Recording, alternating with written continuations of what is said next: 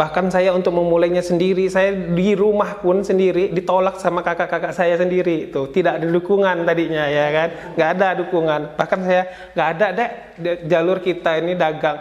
Pertama untuk dagang ada yang beli, keluarga saya nyumput semua. Kalau aduh sedih, modal gerobak dapat dipinjemin satu sama saudara dan payung second saya ngemulainnya untuk ngemulainnya itu. Nah, dan pakai dandang punya ibu, pinjam punya ibu. Kalau berat sih ya berat ya. Kalau namanya yang ngerintis itu nggak mudah kan. Ketika orang lain udah sedang bermain, saya masih ngulik-ngulik di dapur sampai jam 2 malam itu saya masih di dapur. Itu trialnya hilang motor saya jual ya kan, terus sertifikat rumah saya gadaikan ya kan, tapi udah saya bayar alhamdulillah ya. Saya bales dengan keberhasilan saya. Poin kemarin saya umrohin bapak saya. Ya kan, sudah bapak saya udah saya umrohkan, kemudian saya bangun alhamdulillah rumah ini gitu ya.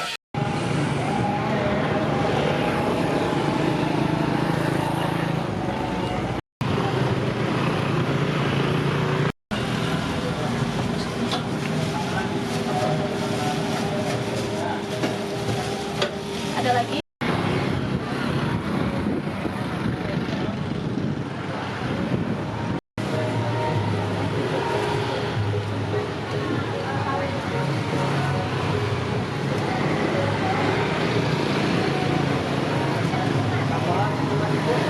Assalamualaikum warahmatullahi wabarakatuh. Perkenalkan, nama saya Apri Setiawan. Saya biasa dipanggil Pak Su ya. Kerabat saya, tetangga saya, ponakan, terutama keluarga-keluarga biasanya manggil saya Pak Su. Kebetulan saya sendiri memiliki usaha ya. Kalau dibilang sekarang genjinya ownernya Somai Pak Su di Pesawaran ya. Saya punya usaha itu berletak di Tugu Pengantin Pesawaran, Gedong Tataan ya. Kalau misalnya nyari Somai Pak Su itu di induknya Tugu Jantungnya Tugu Pengantin Pesawarannya. Kalau untuk saya sendiri pribadi, saya memang asli dari Gedong Tataan ya. Dari kakek saya pun memang asli pribuminya dari Gedong Tataan. Nah, kemudian bapak saya memang aslinya pribumi juga, dan saya dilahirkan di Tataan juga ya, menurun dari bapak saya ya. Kemudian untuk bapak saya sendiri pensiunan dari pegawai negeri sipil. Bapak saya, ibu saya ibu rumah tangga. Kemudian saya 5 bersaudara, dari 5 bersaudara saya kebetulan saya yang terakhir tuh. Saya punya 2 saudara laki-laki dan 2 saudara perempuan. Kebetulan saya yang terakhir nih laki-laki. Jadi ibu bungsu saya. 3 laki-laki, 2 perempuan. Gitu. Flashback untuk semua orang ya lah. Artinya kalau menarik garis dari atasnya ya, untuk wirausaha memang kita memang nggak ada. Bahkan saya untuk memulainya sendiri, saya di rumah pun sendiri ditolak sama kakak-kakak saya sendiri. Itu tidak ada dukungan tadinya ya kan, nggak ada dukungan. Bahkan saya nggak ada deh jalur kita ini dagang. Pertama untuk dagang ada yang beli, keluarga saya nyumput semua. Karena orang Lampung identiknya dulu mungkin ya, karena dulu nggak ya, untuk usaha kayak gini nggak ada, kurang diminati mungkin. Nah, tapi untuk saya bongkar, saya terobos itu, saya patahkan itu, saya pengen ada loh, pengen nyoba gimana sih wirausaha ini. Nah gitu, seperti itu. Mulai kapan itu? Saya mulai 2017. Untuk bisnis itu sendiri, saya kebetulan memang sukanya di kulineran, karena memang hobi jajan. Dari hobi jajan itu, saya kembangkan untuk cita rasa saya sendiri itu. Dari hobi jajan itu, kalau untuk yang fotokopi saya malah nggak ketemu, saya nggak kurang apa ya, kurang basic saya bukan di situ, tapi saya larinya ke kulineran. Karena memang saya sama ibu saya suka bantu ibu di dapur tuh. Suka ibu bantu di dapur kan, karena saya anak bungsu kan, Ayu dan abang saya udah keluar berkeluarga masing-masing, mau nggak mau saya sama ibu saya di dapur. Jadi sedikit-sedikit paham lah masalah urusan dapur. Ya, jadi terbentuknya saya, biasanya kan anak laki kan susah sih ya, mau udah kita berdagang, kita belanja bahan pokok sendiri ke pasar gitu kan. Tapi saya alhamdulillahnya mau gitu. Kenapa saya mau nggak malu? Karena memang keadaannya dulu seperti itu. Ibu saya Dek, tolong ini belanja ini kayak gini, karena ibu kan nggak bisa bawa motor tuh, ya kan. Bapak kan nggak mungkin nih mau ke pasar, mau nggak mau saya dong. Nah, secara nggak langsung itu sudah terbentuk saya, dan sampai sekarang saya belanja bahan kebutuhan pokok, kayak belanja apa-apa udah sendiri gitu. Masih kuliah, posisi masih kuliah. Nah kan, kuliahnya itu saya Sabtu Minggu, jadi Senin sampai Jumat saya ambil waktunya untuk belanja ke bolak-balik Bandar Lampung itu ngambil somai gitu. Nah, Sabtu dan Minggu saya kebetulan kan ada Ayu tuh. Nah, Ayu ngikut support mulai ngebantu setelah saya ada perkembangan di kulineran ini gitu. Jadi saya ke kuliahnya mungkin 1 sampai jam 2. Setelah pulang itu saya comeback untuk usaha lagi, jualan. Kalau aduh sedih, modal gerobak dapat dipinjemin satu sama saudara, dan payung second saya untuk ngemulainnya itu. Nah, dan pakai dandang punya ibu, pinjam punya ibu. Ya nggak banyak, paling 300, 400 itu. Kalau saya nitip-nitip itu saya produksi sendiri ya. Kalau akhirnya saya akan muncullah ide-ide yang baru, nggak mungkin saya di somai ini aja. Kalau somai ini kan saya dapat ngambil punya orang tipis lah ya bahasanya ya. Kemudian saya muncul ide, saya bermain di pasar, akhirnya saya ketemu dengan usaha-usaha yang lain, ketemu dengan para pengusaha-pengusaha yang lainnya, mulai saya dikasih masukan. Saya bermainlah di bakso bakar. Bakso bakar saya titipin ke sekolah-sekolah, peminatnya juga banyak tuh, dari Pemda, dari kantor-kantor, dari instansi sekolah, banyak juga. Tapi berhubung makin kesini somainya makin maju, akhirnya bakso bakar saya kalahkan. Kenapa saya kalahkan? Proses untuk bakso bakar itu ada beberapa tahapan, dari kita mentolinnya, nusukinnya, kemudian untuk untuk jualinnya kita masih mau bakarnya, jadi lama dia. Beda dengan si somai ini gitu loh. Kalau somai kan praktis, tinggal ngejual, berangkat, orang langsung pergi. Awal mula dulu saya memang belanjanya di Bandar Lampung, ngambil punya bos lah ya, kalau kita ngambil ya, punya bos. Nah, lambat laun 2 tahun saya berjalan, bahkan lebih kayaknya 2 tahun setengah saya berjalan. Saya tiap hari PP, bergulik dengan waktu. Tiap pagi saya uber-uberan dengan waktu. Pagi saya nunggu di sana, jemput. Siang saya jam 8 pagi saya udah pulang, ya kan. Terus jam 8 pagi saya uberan lagi dengan kerjaan, ya kan. Sampai akhirnya saya mikir, badan ini nggak kuat. Badan ini nggak kuat. Bahkan pernah saya somai saya itu jatuh dari cantolan itu, kena gilis sama truk gitu kan ya. Apa perlu jadi kan kejadian kayak gitu kan di jalanan, nggak tahu ya yang kayak gitu, hal-hal yang tidak kita inginkan, tapi namanya perjalanan. Nah ya, pengalaman nggak enaknya di perjalanan itu kita kan somai saya itu yang saya order itu jatuh di cantolan saya itu, di motor itu. Nah di belakang kita kan banyak mobil kendaraan yang lain kan, ya itu digiling lah somai kita, kegiles. Nah kadang nggak bisa diselamatkan juga, bahkan bumbu-bumbunya juga udah pecah di jalanan lah ya.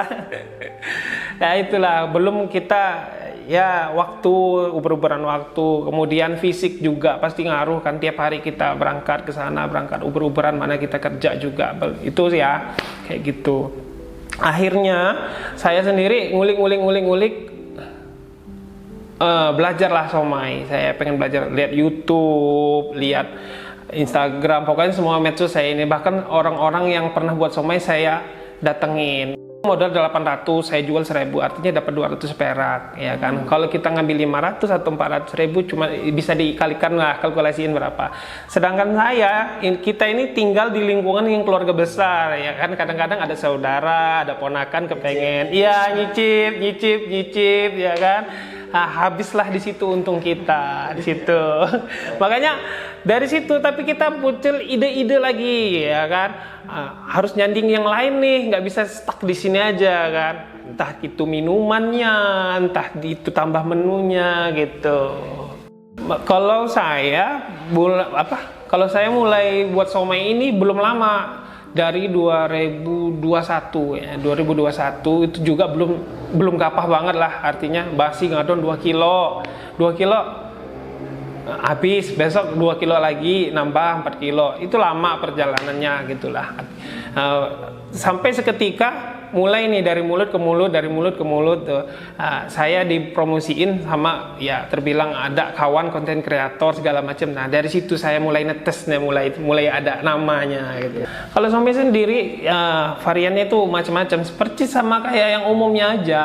Kayak kol, dia isian telur, kentang, pare, dia somai originalnya, tahu, pangsit. Nah, cuman yang agak menariknya, kalau biasanya somai orang lain itu kan pakai ikan. Ya, saya ada 2 versi, saya buat menariknya. Kenapa saya bilang saya ulik-ulik sendiri, saya punya brand sendiri, yaitu saya punya yang tahu dan pangsit dan kol saya isi dengan ayam gitu. Jadi 2 versi. Kenapa saya bisa muncul ide 2 versi? Karena saudara saya ini ikan ya, artinya ini ayam, ini ikan ya, saya nggak makan ikan. Nah, dari situ saya muncul ide, akhirnya saya buat 2 versi. Yang nggak suka ikan boleh alternatifnya ke ayam gitu. Dan itu alhamdulillah jos banget gitu. Itu nggak sengaja, itu cuman karena dikasih, rupanya Allah permudah saya, dikasih jalan untuk berpikir nyampe situ. Marketing sama aja sih seperti yang lainnya, ya kan, umumnya kita dagang seperti apa, pintar-pintar kita jaga diri, sama konsumen kita ya humble aja, secara nggak langsung kita itu harus humble, walaupun terbilang usaha kita biasa-biasa aja, tapi kalau kita humble juga mereka bisa balik lagi daya tarik kita, kemudian ya ramah gitu. Tapi tetap kuncinya di usaha kita, yang apa yang kita jual itu ya harus mendukung juga, ya kan, jaga kualitas. Kemudian di eranya sekarang memang kita nggak bisa pungkiri yang namanya media sosial kita mainkan juga, ya kan. Kalau yang biasanya di sekitaran situ aja dari mulut ke mulut, sekarang kita udah nggak bisa lagi ngandelin dari mulut ke mulut. Sekarang udah zamannya memang media sosial ini berpengaruh banget impactnya untuk usaha kita. Cerita dulu, balik lagi ya, kalau sekarang saya ini memang udah dagangnya di depan rumah ya, artinya dulu sempat juga kita ngedorong ke depan pakai dorong, oh iya, gerobakan juga, artinya memang kalau pagi sampai siang kita dagang depan rumah, sore sampai malam saya dorong ke depan dekat tugu pengantin itu gitu. Nah, dari situlah ada kawan memang katanya rasanya sudah terbilang udah pantas nih untuk dipromosikan. Nah, dari kawan itulah mulai datang 1 orang, ya kan, food vlogger, alhamdulillahnya boom, langsung rame. Dari situlah saya mulai dikenal orang, mulai dikenal lagi dari konten kreator lainnya mulai berdatangan gitu. Alhamdulillahnya juga kita nggak ada bayaran apapun, mereka pure bantu kita. Dari situ saya mulai ada nama dari situ. Terkhusus untuk kawan-kawan ya. Dulu kalau nggak ya ini semuanya skenario Allah lah, tapi melalui beliau-beliau ini, kawan-kawan saya, makasih banyak udah bantu sampai sejauh ini, bahkan sampai sekarang masih ikut support untuk promosiin dagangan saya ya terbilang dari yang buatnya cuman nggak nyampe 1.000, sekarang bisa sampai 16.000, 17.000 per hari gitu. Itu luar biasa. Pokoknya big thank you untuk kalian semua. Super sekali lah, semoga kalian dipermudah juga nantinya. Amin. Kalau berat sih berat ya, kalau namanya yang green tea itu nggak mudah kan.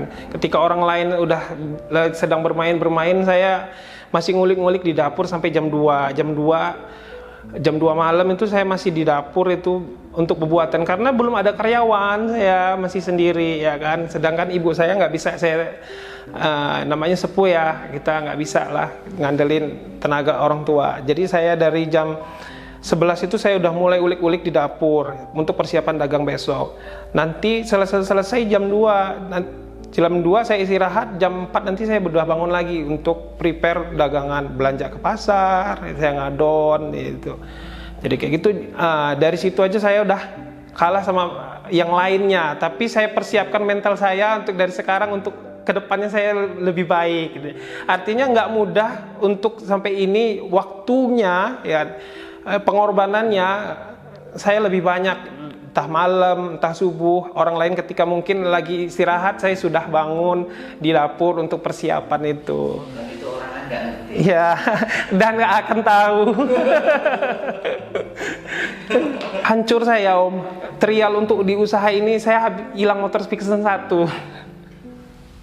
Ini motor 1 untuk yakinin keluarga, nah nggak mudah itu Om. Nggak mudah saya untuk berada sekarang ini. Saya itu trial untuk usaha karena pengen usaha itu, usaha ini salah, usaha ini salah, usaha ini sana. Motor Vixen yang dikasih bapak dan hadiah bapak saya hilang karena saya kecerobohan saya. Hilang atau dijual buat usaha? Dijual untuk usaha ya, karena pengen usaha ini. Artinya pengorbanan saya ini juga nggak kecil gitu. Kalau ngomongin orang tua, alhamdulillah orang tua saya ini support. Tapi untuk kakak-kakak saya yang lainnya, mereka bertentangan ya. Mungkin mereka, wah ini anak udah dikasih motor rezeki untuk ini, malah mereka mungkin tanggapannya ya mungkin entah untuk poya-poya atau apa. Tapi kan saya karena nggak berani cerita ke kakak-kakak saya itu untuk bahwasannya kalau ini untuk usaha itu. Nah, jadi dijual buat usaha itu diem aja ya? Ya, saya cerita ke orang tua saya kalau motor ini habis saya untuk usaha itu.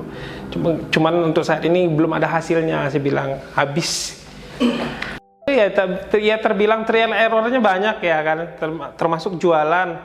Modal 400-500, lakunya cuma 200.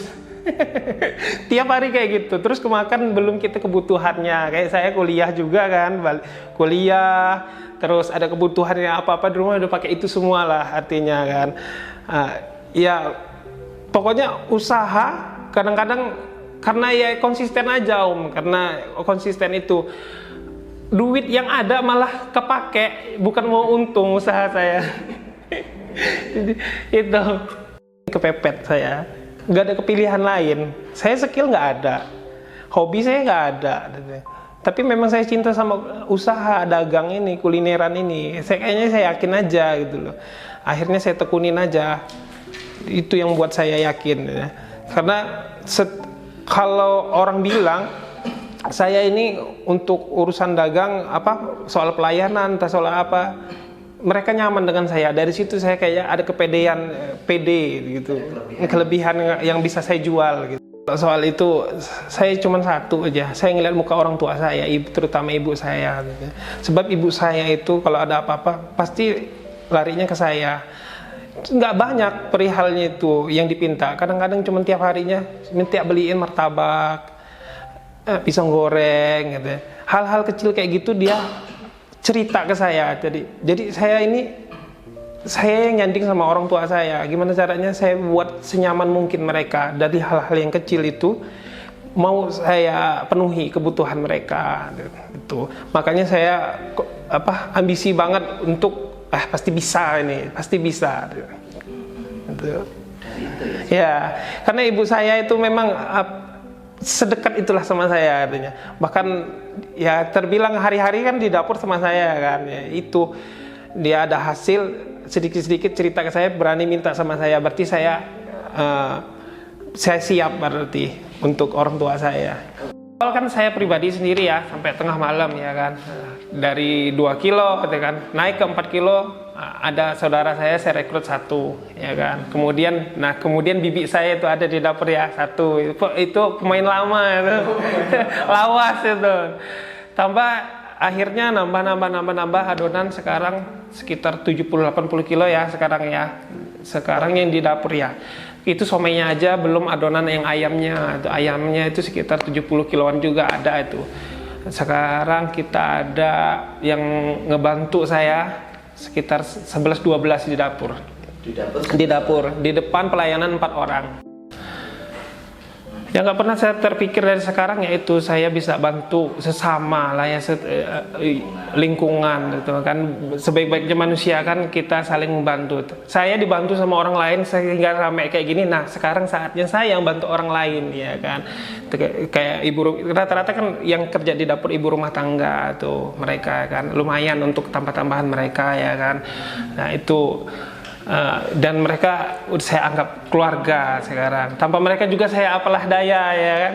Kalau nggak ada mereka nggak bisa produksi sebanyak ini. Yaitu karena berkat beliau mereka juga, dan itu rezeki mereka, rezeki bersama. Pernah saya tembus di 20.000. 20.000 picis ya. untuk Pernah. beberapa varian. Iya. Nah, 20.000 picis itu kita ngerjain sampai dari jam 6:30 sampai jam 4 sore. Kalau untuk masalah market biasanya hari-hari biasa kan memang sudah rame ya, gitu ya. Kemudian memang kita kalau hari-hari biasa itu produksinya sampai 14.000 per hari biasanya. Untuk saat ini ya 14.000, 12.000 sampai 14.000 itu. Nah, kemudian kalau memang waktu ada momen-momen tertentu seperti hari-hari besar, mau menjelang Idul Fitri, itu biasanya pesanan yang frozen itu. Nah, itu bisa tembus sampai 20.000 sampai 25.000.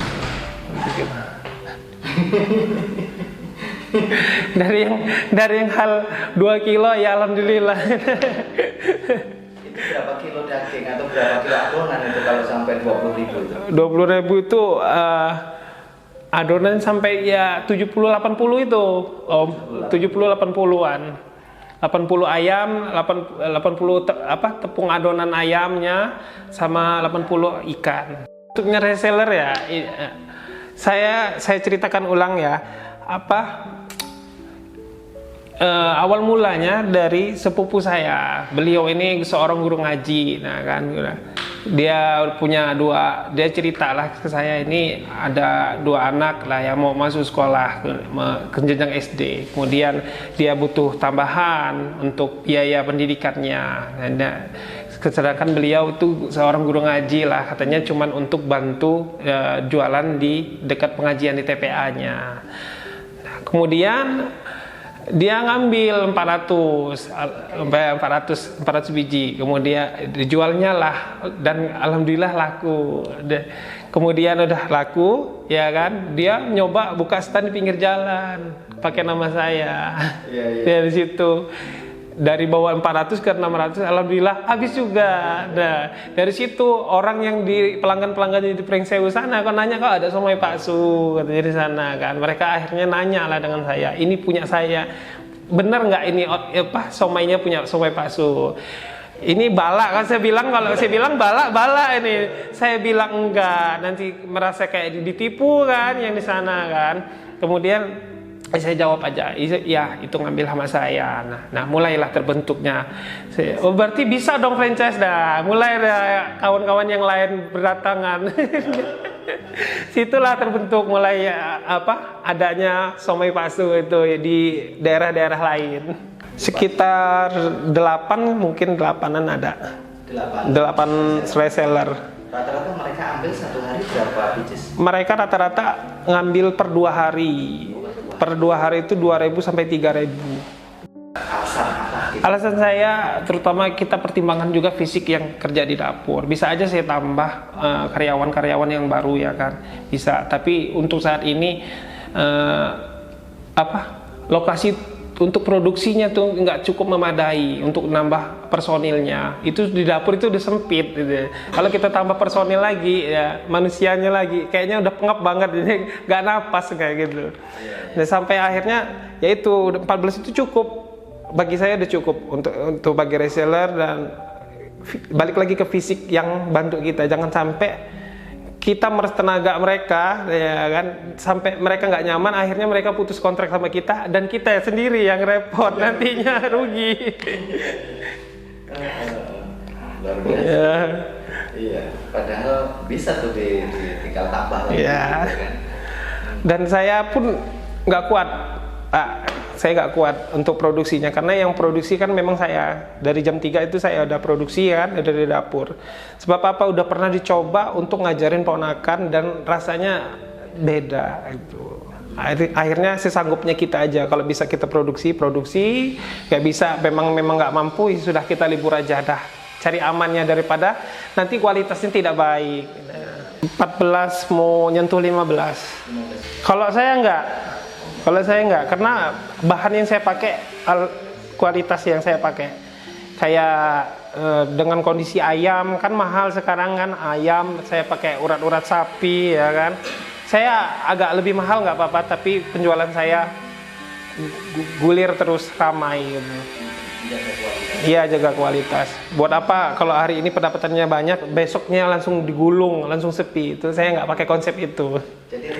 Terang lagi cari ilmu dagang ini, saya nggak mau di stuck di sini aja ya kan. Artinya saya pengen banyak bener tuh kawan-kawan online saya yang minta pengirimnya keluar kota ya kan.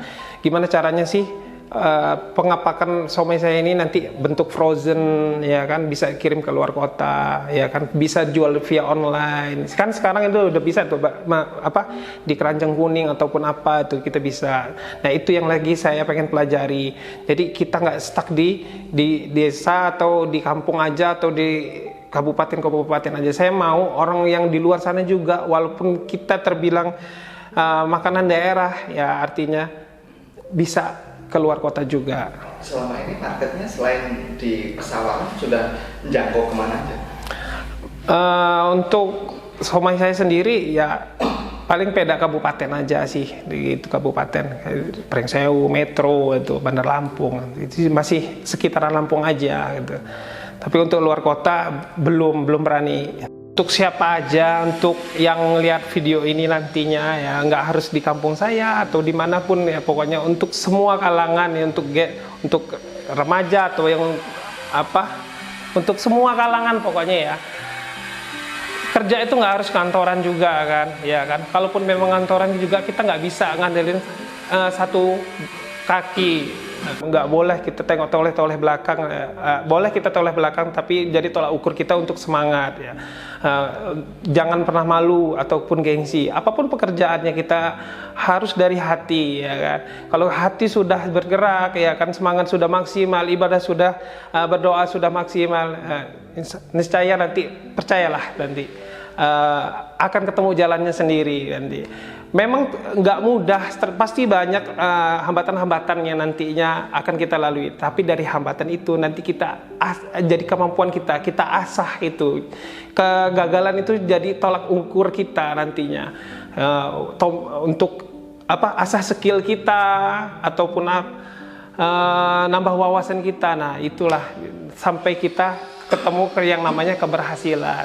Trialnya hilang motor, saya jual ya kan. Terus kemudian sebab saya, kenakalan saya lah itu ya, kenakalan saya. Terus sertifikat rumah saya gadaikan ya kan, tapi udah saya bayar alhamdulillah ya. Saya bales dengan keberhasilan saya. Poin kemarin saya umrohin bapak saya. Ya kan, setelah bapak saya udah saya umrohkan, kemudian saya bangun alhamdulillah rumah ini gitu ya. Untuk kawan-kawan semua yang mau nyobain somai Pak Su boleh singgah ya, lokasinya di Pesawaran Tugu Pengantin yang namanya Somai Pak Su. Dia somai Pak Su ini variannya ada tahu, bakso, somai original, isian telur, kol, pangsit ya. Kemudian juga ada minuman-minuman yang lainnya. Yang menariknya dari somai Pak Su inilah, pokoknya ada yang beda dari segi bumbunya, dari segi rasanya, dia otentik sendiri, ada ciri khasnya sendiri. Ya. Untuk harganya 10.900, 5.004 ya, 10.900, 5.004. Yang untuk warga-warga yang belum mampir boleh dicobain. Untuk kawan-kawan lainnya jangan lupa untuk dipantengin medsos saya Somai Pak Su untuk Instagram dan TikToknya, kemudian di Facebooknya juga namanya Somai Pak Su. Nah, atau kawan-kawan yang mau lebih dalam, mau order tapi nggak bisa ke lokasi, bisa juga langsung DM atau via WhatsAppnya tertera di situ di medsosnya.